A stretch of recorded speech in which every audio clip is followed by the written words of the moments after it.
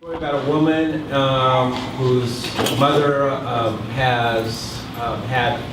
she passed away now, but she had Alzheimer's, which is a disease where you lose your memory and you get really confused, and it's very painful for that person who suffers a lot. It's also painful for family members, who don't know how to deal with a loved one who can't remember anything and is very confused.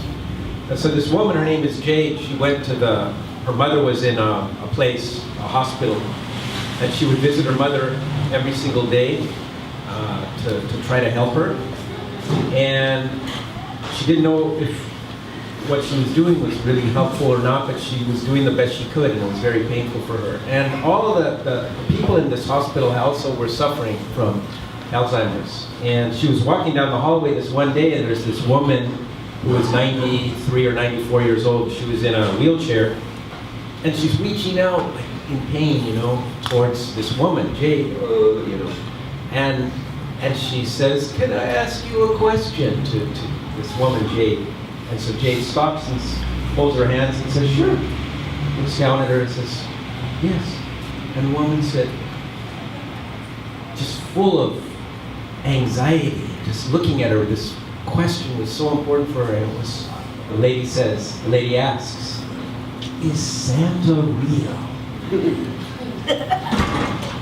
And Jade knew this question was very important to this woman, and so just took her very seriously and looked her in the eyes and knew what the response would be, and it was, "Yes, Santa's real." And the woman had a smile on her face. She was happy for a moment, but then she got panicky again and started to hold her hands really tightly and feel the anxiety, and she looked at Jade and she said, "What do I do when they tell me that he's not real?" And Jade, this woman said, "Wow, what do I do now? I want to help this woman. What's the right response?" She looked her in the eyes, and it came to her, and she said, "You just have to believe. You just have to believe." And when Jade said, "You just have to believe," it was almost like this whole meeting was planned by God, speaking to her, because she was having a hard time believing because of her own pain. And she was saying, "You just have to believe," and that touched her deeply. It was like, wow, you just have to believe. So my thought for the day is about believing. You just have to believe. Today, the second part, today we're celebrating the feast all over the world. Many people celebrate the feast of Our Lady of Guadalupe. And not everyone celebrates it, but many people celebrate the feast of Our Lady. Our Lady of Guadalupe, all over the world, the Virgin Mother was the mother of Jesus. And all over the world, there are these, she appears in all these countries. And all over, for hundreds of years, she just randomly will appear.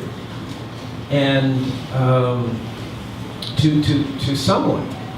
And the person who does the Virgin appear to? She always appears to somebody who society considers not important or not valuable. A child.